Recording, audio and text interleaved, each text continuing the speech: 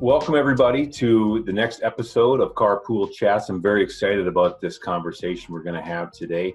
It's a topic that I've been involved with for about the past 20 years or so, and it relates to the ownership of underground storage tanks and the operation of underground storage tanks. The petroleum retail industry is extremely regulated, and not only does the owner have to answer to regulators, there's also the insurer, and which is a federal requirement, as you all know. If you're going to have an underground storage tank and store petroleum, gasoline, or diesel fuel, you have to have financial responsibility, and mostly that comes in the sense of insurance. So you're either insured through a third party, or you show that your company has its own self-insurance mechanisms to meet those financial responsibility requirements. So it's a huge topic, and over the years, it stems from having petroleum releases and the petroleum getting outside of our containment and outside of our tanks, and ultimately contaminating the environment around the facility. Possibly even getting into a groundwater, a drinking water scenario. So it's a very serious topic, and I know a lot of owners out there. This keeps them awake at night. So one of the things that has happened over the past few years here is EPA has revamped a lot of the rules surrounding underground storage tanks, and that includes things like secondary containment of tanks, lines, sumps, interstice monitoring, and all of these fit together to try to make sure that we don't have releases, which at the end of the day, it's good for the owner operator, right? Because the last thing you want to do is have an extremely expensive claim with your insurer because there was a release of petroleum. And not only are you shutting your location down to either over excavate or put in a big extraction system? You have downtime when that happens, and you have fines and penalties that can occur too. So it's always best that the owner operator catch this before anybody else, right? I mean, that's our job as we try to manage the fuel supply system. So one of our guests today has got some really cool new tools here that help the owner operator and the fuel managers to really assess what's going on at the site. And so John Kelly with Canary Compliance is gonna dive into a little bit about some of the things that this solution is designed to help us reduce risk while saving some money. So without further ado, John, how about a little bit of background on yourself before we get going here? Sorry. Sure, absolutely. Thanks, Jeff. Appreciate you having me on today. It's always fun to get engaged with the folks here at the Fuels Institute. But a bit of background about me. I got my start in the petroleum industry working for ExxonMobil. Spent a few years with them, and then ultimately got connected to a fuels retailer who was constantly complaining about the challenges associated with remotely managing all of the tank-related information that you were talking about earlier for inventory management in terms of timing up deliveries, responding to alarms, managing compliance paperwork, all that type of stuff. And so that was kind of the problem that Canary was developed in order to solve. We started out really focusing on remote connectivity with a hardware solution, and since then we've kind of evolved and grown into a software company that really specializes in remote management of storage tank data, specifically with respect to the field service component of how do you respond when things do go wrong. So that's a bit about me and a bit about us. Fantastic. Perfect. And so to bring it back a few more steps, what were some of the issues that you saw out there? Some specific issues that really kind of the light bulb went on in your head, said, wow, there's a better way of skinning this cat. what was happening. I know you and I spoke a little bit the other day about the costs involved in alarms and things. So could you give a little more detail on that? Absolutely. I think that you pointed out in your opening comments that the two things that people are really concerned about when they own underground storage tank equipment is risk and cost. Those are the two biggest things. And most people, when they want to mitigate their risk at the lowest possible cost possible, right?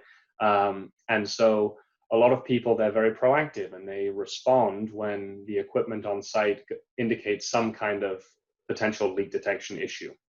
And so they deploy a service technician out to the field. It's the responsible thing to do. Service technician may arrive and maybe the alarm wasn't as serious as they thought. It was something they could have addressed remotely, so on and so forth. But the intent was to avoid one of these really high cost release events that you were talking about earlier. Now, what we kept seeing was that technicians were going out and they were getting deployed, and the amount of money being spent on these, what you kind of call nuisance service calls, where they would show up and the only evidence they had of a problem was that someone on site said, hey, something's beeping, something's going on, some piece of equipment's not working, can you come and help? And so they would go out on these investigative service calls, wasting a lot of time, a lot of money. Not all gas stations are conveniently located right next to these service company facilities. And so they were spending a lot of time on the road, often to get there and find out that it was something they didn't need to come out for, or something that they could have addressed remotely. So we kept seeing this slow bleed of maintenance dollars from petroleum retailers, and we thought there's got to be a better way to get the information from the tank monitor to someone who makes a decision about dispatching, and then ultimately to the service technician who's responsible for doing it. We think of the service techs in this industry really as the unsung heroes. They keep the wheels turning and the fuel flowing at all these locations. And a lot of times they're just flying blind because the information never quite made it all the way to them when they get in their truck to head out and solve a problem. So that's the kind of closing of the loop that we sort of realized was really important and where we decided to focus. That's fantastic. So in other words, your application is remotely getting the alarm, and you're able to filter the alarm, for lack of a better term, maybe, to see what the actual impact, what is really going on site. Because obviously we've got store clerks that, I mean, let's face it, it's a pretty high turnover rate in this industry for store clerks, and it's hard to keep them trained. So I mean, thank goodness they're picking up the phone and calling and saying something's beeping at me. Right. I don't know what it is, because it wasn't too long ago they knew enough how to turn it off, right? Now, okay, how do you fix the alarm? Well, you turn it off and then you get back to work. Right. And so we've had those experiences too. But is that a correct assessment of your application? Is really trying to filter out the noise, so that you're really only sending those service techs out when there is an absolute need, or is something that's even questionable type? Yeah, I think you've touched on a couple things there. There's a sort of, even though there is operator training that's required these days, you talked about the changing regulations, and now there is a requirement to make sure the site operator who's physically present has some level of training. But as you pointed out, high turnover in those roles. I think it's very unrealistic to expect a site operator who also needs to know how to operate the point of sale system, update the shelves, keep the promotional issues up and all that type of thing to be able and to be fluent in enough information about the tank monitor to determine what's a real problem and what's not. So I think that there's an element of, you need to have extra eyes on the site, and you can solve that with just getting remote access to that monitor, right? And so that's one piece of it. But you also pointed out this idea of filtering out the stuff that matters, because I think that the reason why alarms are not responded to properly is often because they get ignored, either by the person on site or the person remotely, or they're not understood. Tank monitoring equipment is extremely complex. It's very sophisticated stuff. And, in order to interpret it, it often requires significant training. And so what we've tried to do is bridge that gap between this jargon that's coming out of this beeping machine on the wall and ultimately the decision to go out and do something about it, in order to really make sure that the right things are being done at the right time. We've kind of developed some conditional logic, which is a little bit more than filtering, that you talked about earlier, in order to dive deeper into the tank monitoring equipment, gather more information, because the more information that you can have in order to validate a problem, the better off you're going to be. Sometimes the same trigger or the same alarm can be triggered by multiple different causes, and the troubleshooting for that may be very different depending on what the ultimate cause of the alarm was. So that's why we think it's important to go a little bit beyond just knowing, okay, well, what's happening in terms of what's the machine spitting out as an alarm type, and go deeper and deeper and find out what's really going on, and get that into the hands of the people that can solve the problem, because then they're in, they're out, and they're on with stuff. The retailer is happy because the site is operational and up for longer.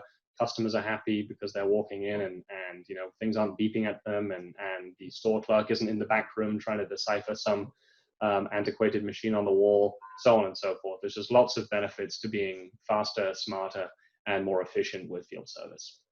Yeah, and so basically the field tech has a much better idea before they even leave their shop to go out to the site as to what's going on. So Right. I think that's huge.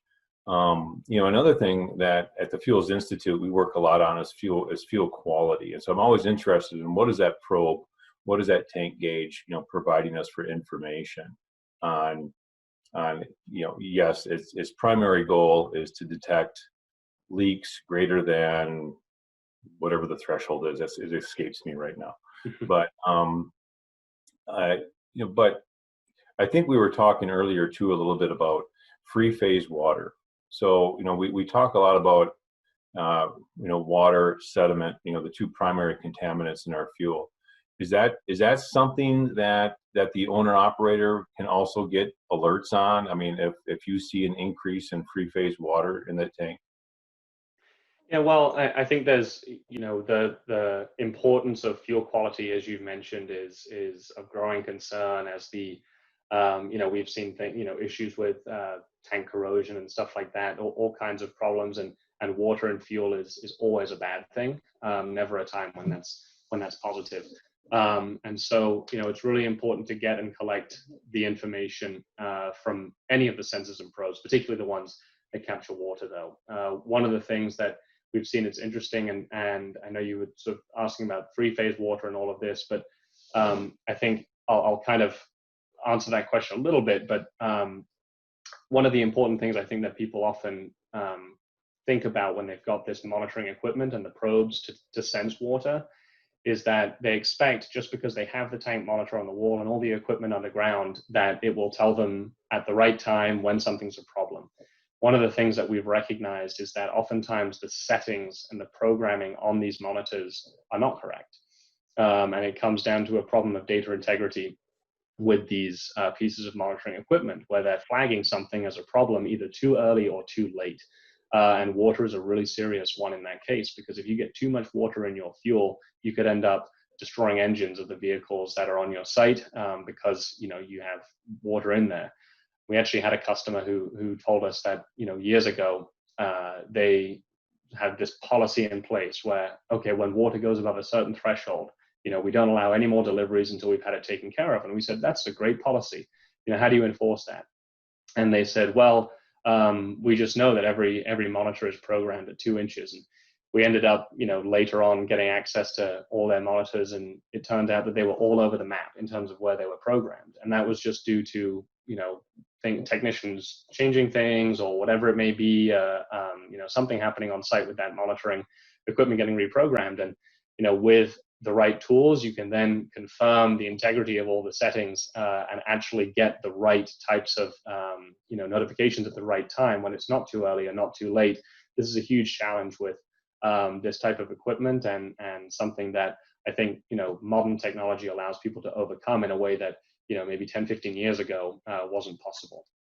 Yeah, and timing turns out is really everything, and right down to if you've got an insurance policy that's a claims made type policy, and you're looking at each time there's a claim, there's a $10,000 copay or deductible. And so that timing, if you're missing, if the owner is missing potential releases, maybe they're sporadic when the tank gets to a certain level, or things of that nature. Now, and you catch it 6 months later. Well, you could go back if you're not paying attention, and your data shows that no, you did not just have one small release here. You had a series of umpteen small releases, and now all of a sudden you're looking at a potential copay for each one of those, and it's really, really expensive. So that timeliness, and for the owner operator to be able to see that as soon as possible is important. Well, I And think, Jeff, if I can just dive in there, because I think that's a really interesting point. There's something to real-time visibility to things that are happening. I also think that the power of computing these days gives you the ability to notice patterns and trends that previously you weren't able to track.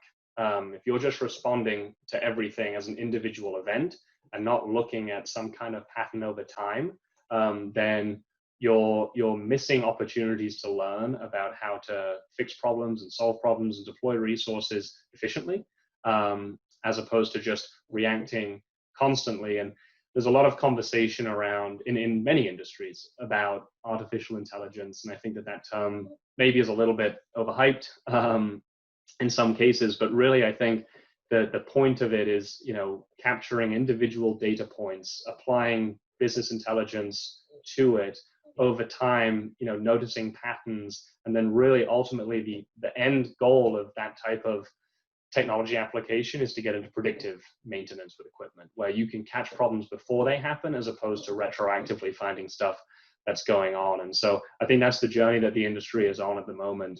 And with whether it's insurance companies or the retailers themselves, everyone benefits from catching these things early by evaluating patterns and trends and stuff like that, which is where things need to go. Absolutely. And so one of the things I've been hearing about is the connectivity of reporting. And so what's happening at the monitor, or at the gauge, massive amounts of data. I mean, I'm sure there's data there that I'm not even aware of that could potentially be collected.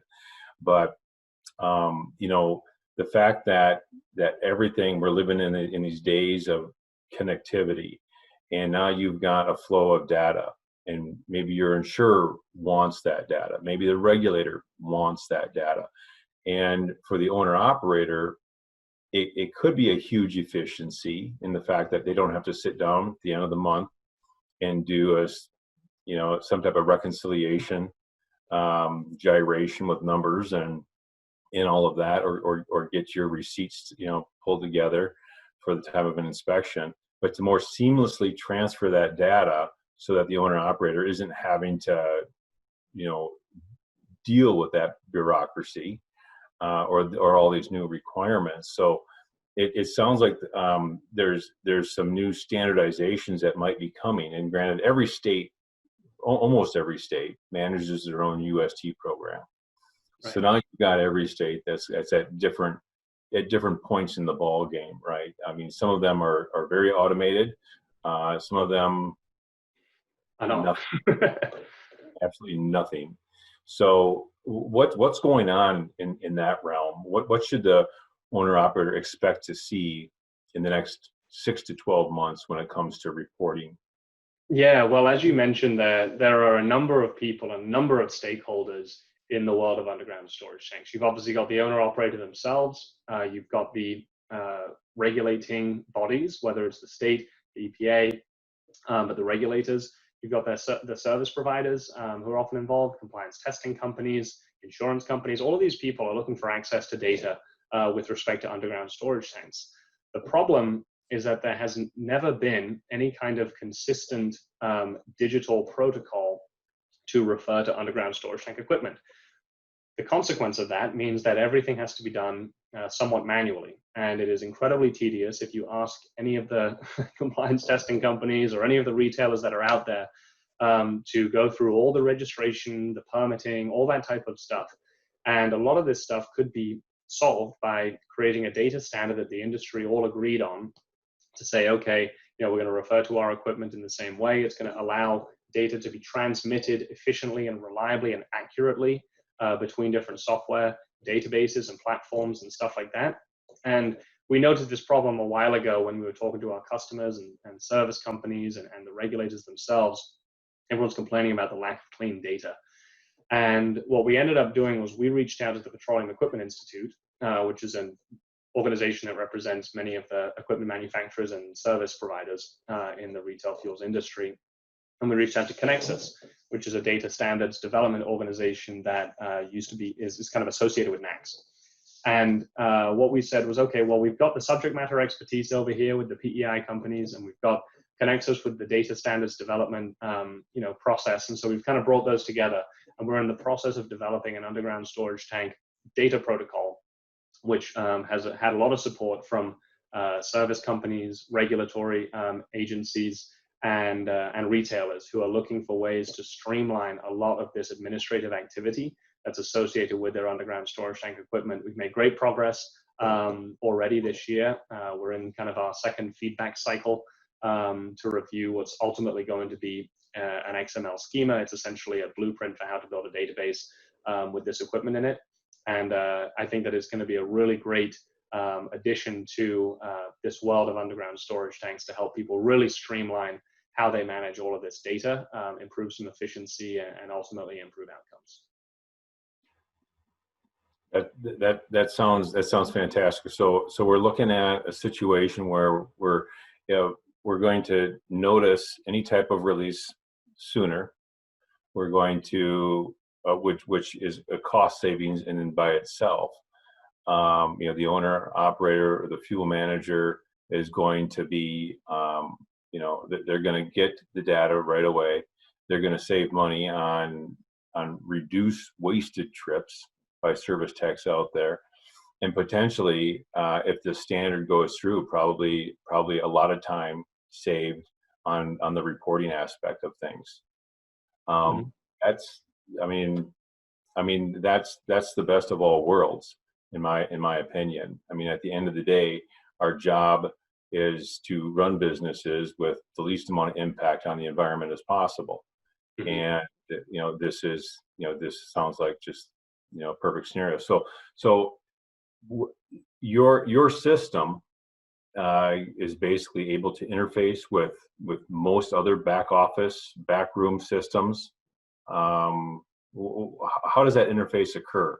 And I realize we're running out of time here too, but we can wrap this up quickly. But it's an important question, and because one of the things that we recognize is within the world of storage tank management, there are many different facets of managing the compliance and just the operations of all this stuff. And lots of retailers have work order management systems, and what we're finding is that it's important to integrate with people's existing technologies in order to allow small sort of specialized niche service providers and software providers to have an impact on these companies. And so I think more and more what we're seeing is open API driven software becoming more common at the enterprise level with retailers and with service providers and all that type of stuff. I was having a conversation recently with a service provider who was telling me that, here we are in 2020 and, we're a modern service company. What we need to be able to do is we need to be able to troubleshoot things remotely. And then if we do have to go to the site, we need clear instructions on what to do when we get there. And we need to be able to get that information into our service technicians' hands in the best and most efficient format possible. And the way you do that is by integrating with work order management systems and stuff like that. We see more and more of that happening. And I think it's the wave of the future as people look for specialized little providers to come in and add value. Great. Unfortunately, I mean, I could probably ask a ton more questions, but this has been really helpful, John. I really appreciate your time today. And I would encourage, regardless of the size of the retailer, whether you're a mom and pop single owner location or you're a large chain, this is something that could really add to your staff in your risk management. I mean, as time goes on, we're going to be hearing a lot more about what each one of these companies is doing to mitigate risk. That's kind of the buzzword these days when we talk about environmental social governance documents and plans. You know, what is your company doing preventatively, you know, to reduce these risks? And it's extremely important, and it's going to continue to be so. So, John, thank you very much for your time, and I'm sure Donovan will splash the Canary Compliance, your contact information up there during this, but hopefully we get a chance to talk again soon. Absolutely. Very good, Jeff. Thanks so much for having me. Appreciate it. All right, John. Have a good day. You too.